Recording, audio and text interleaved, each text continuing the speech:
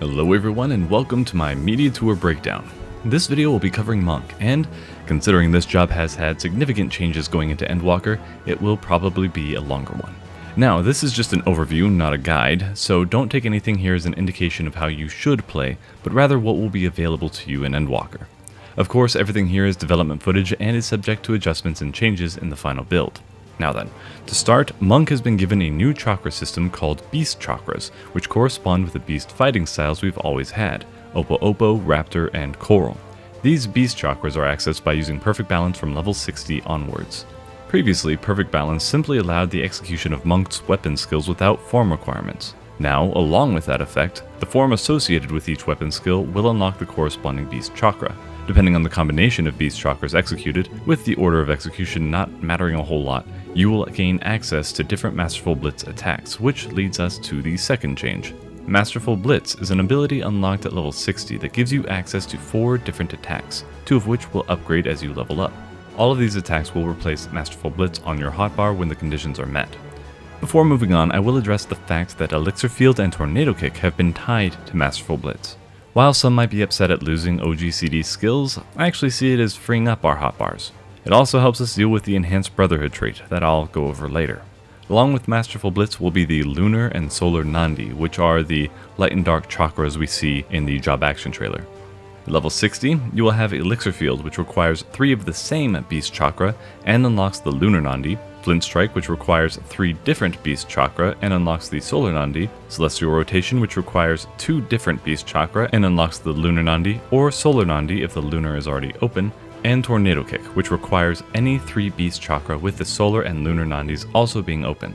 Flint Strike will upgrade to Rising Phoenix at level 86, while Tornado Kick will upgrade to Phantom Rush at level 90.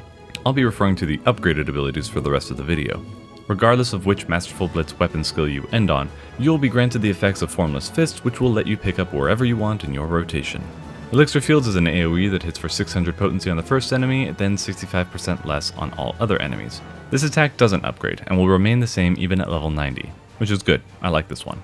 Rising Phoenix is a physical AoE that hits the first enemy for 700 potency, and a consistent 65% less on all other enemies. Celestial Rotation, on the other hand, only hits for 450 potency on a single target, with no additional effects aside from Formless Fist.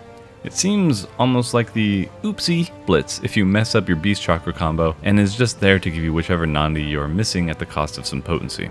Phantom Rush is your finisher and hits for 950 potency on the first enemy, and 50% less on all subsequent enemies. It also looks sick as hell, sharing the same animation as Tifa's Star Shower from Final Fantasy VII Remake.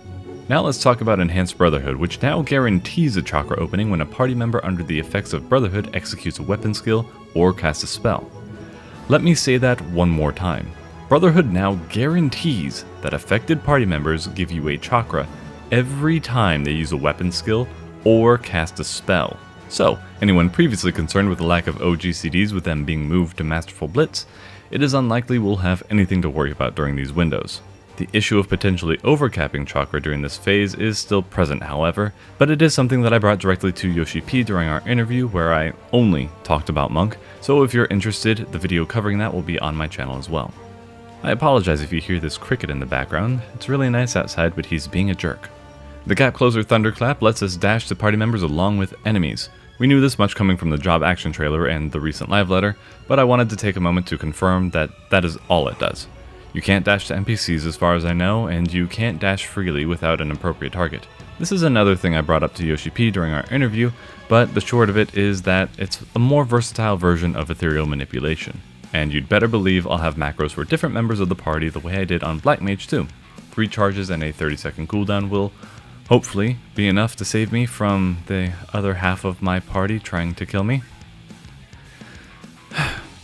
Next is the fact that Riddle of Wind is back, in the form of 100 Fists. For anyone confused, I often reference 100 Fists from Final Fantasy XI, which massively reduce your auto attack delay for a set amount of time. Now, it's a 90-second cooldown that reduces auto attack delay by 50% for 15 seconds. You won't be able to actually see the effects during your rotation, but this should be a pretty massive boost in damage considering how significant auto attacks currently are. Riddle of Earth remains more or less unchanged, which is good, it's fine. Riddle of Fire now only gives a 15% damage boost for 20 seconds, but is available every 60 seconds. It felt very weird with how other cooldowns lined up, but it's hopefully something that will feel better as we get more used to it throughout the expansion. I also never tried opening up in a fight with perfect balance, which very well may be a viable option. Time will tell, once smarter people than me get their hands on the expansion. The last significant change I can think of is Arm of the Destroyer being upgraded to Shadow of the Destroyer at level 82. This upgrade gives it a potency of 140 to all nearby enemies, and when executed in Oppo form, guarantees a critical hit. That's right, ladies and gents, AoE Bootshine. That's more or less it, but I do have some honorable mentions. Fifth stances of Earth, Wind, and Fire are gone now, so there's no need to buff before fights anymore. Chakra is actually unlocked now at level 15, and Steel Peak and Howling Fist make a comeback as early versions of Forbidden Chakra and Enlightenment. It's a little strange that Chakra is being introduced before you've even unlocked Monk, but it's possible this needed to happen for subsequent abilities to unlock in the proper order. Whatever, it really doesn't hurt anything. It also gives Pugilists something to do since there's no more Grease Lightning to keep up. Forbidden Chakra and Enlightenment also got a potency buff, but that might just be to deal with the stat squish, so I wouldn't read too much into that for now. Six-sided Star is the same as it's always been, and Anatman, while cool looking, is still useless. I actually just thought of this now, but I think Anatman would be a much cooler ability if it was an upgrade of Mantra that, in its upgraded state, also pulsed AoE healing or damage reduction as you channeled it. I don't know. Sorry I didn't get that one out sooner. Finally, Form Shift's duration has been doubled to 30 seconds. This doesn't affect too much, but it's a change, so yeah, there you go. And that does it for my coverage of Monk from the Media Tour. Like I said before, things are subject to change in the final version, but so far it's looking very promising. Beast Chakras give freedom of execution while also requiring some structure that I think people have been asking for, and the way abilities have been upgrading in general in Endwalker makes me hopeful for what's to come in the future, without worrying too much about ability bloat. That's all I've got for now though. If you're interested in the rest of my Media Tour coverage, be sure to check out the other videos I've done on it. There should be a playlist up so you can have everything in one place. Thanks for watching, God bless you all, and we'll see you in the next one.